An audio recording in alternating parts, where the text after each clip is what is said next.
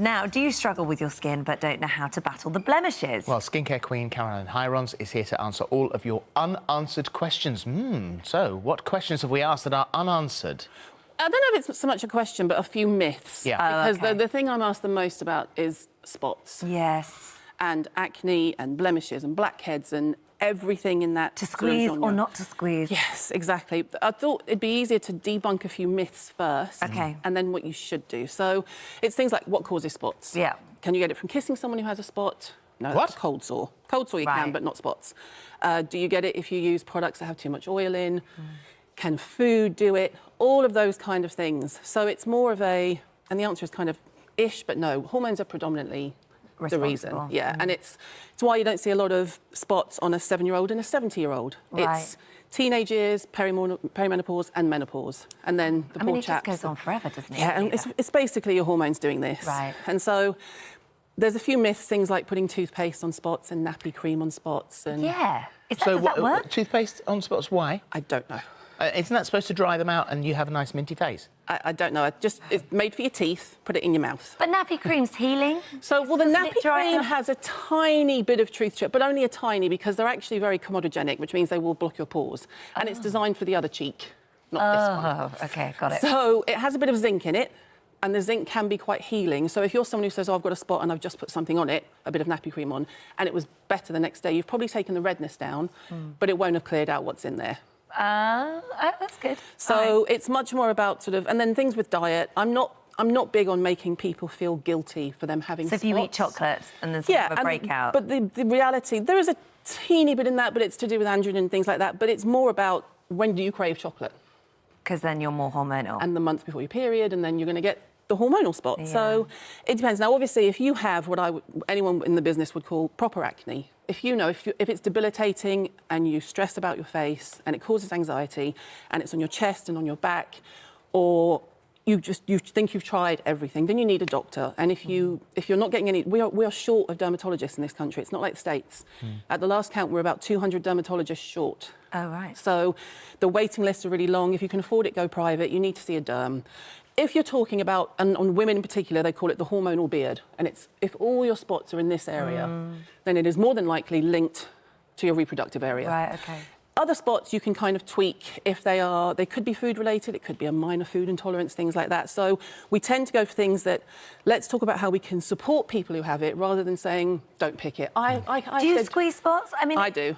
Right, OK. Everyone does, and if they don't, they're Julie Andrews. I've met maybe 3 people who genuinely don't touch their face. But should you? Like, if you were to leave it, let it take its natural course? It depends. Because I can't bear looking at it. I'm like, I've got to get it. Yeah, and that's how everyone feels. So as much as all a good doc and mags will say, you should leave it. No one does, so why not just help people to do it in the best way? So Help people to do it? What, pop their spots? Well, I do that for a living, but no, I mean, if you want me to, I can get in there. But so we're looking at things like probiotics. So just a few things you can do to help yourself that you may not have thought of. So here's the thing. Kids leave home, they go to uni, and they start getting bad spots. Why? Because they've left your diet, they're eating rubbish, they don't change their bedding. Mum changes your pillowcases. How often do you think a uni student changes their bedding? Right. Can a dirty pillowcase cause spots? It just helps to keep, you want to keep it clean. OK, so things like probiotics. We know that there's a big link between gut health and things like depression, healthy mind, but it's also really good for the skin. So I'm not saying it's going to cure anything, but it certainly gives you a head start and it helps to get good bacteria into your gut. So at least if you're taking care of one area, you can then focus on the other. OK. Things like salicylic acid. So there are lots of acids on the market, and I'm a big advocate of using them in the right way. This is Paula's Choice. This is a BHA. It's beta-hydroxy acid. Now, this is like Pac-Man. So it gets onto the spot and it kind of eats away at the gunk and unclogs it. That sounds amazing. It is, but you can go too far. So people go too far and they use it all over the face. And you've just got like a stump on your head where all your skin was. So you just put a tiny bit on? Yeah, I mean, with this one, it is designed to be used all over if you have a combo skin. But if you've got a big hormonal, I call them Gibraltar. If you get Gibraltar on your chin and you know it's bright red and it's not really doing anything, how do you do it? If you go in to pick that, you're going to have a problem. You make it worse. Yeah. Unless you can see a whitehead, don't even think about touching it. And if you can see something and you think, oh, I might just see if I can get that off. Things like acid. So this is First Aid Beauty Pads. Let me give you one of these. Take one of those. I've loosened them for ease. OK. This has glycolic and lactic acid. And then you're going to rub this. So let's say you've cleansed your face and you've knocked the spot. Or you've got one that you know is primed and juicy and ready to go. You're going to rub it all over the area. It will sting. It's acid. It will sting. You're going to rub it all over the area. But what you're doing is, if you've just picked that area, you're going to kill the bacteria. So you pick it first, then use this? I'm saying if you haven't been able to help yourself, or you've knocked it when you're cleansing, sometimes they knock off.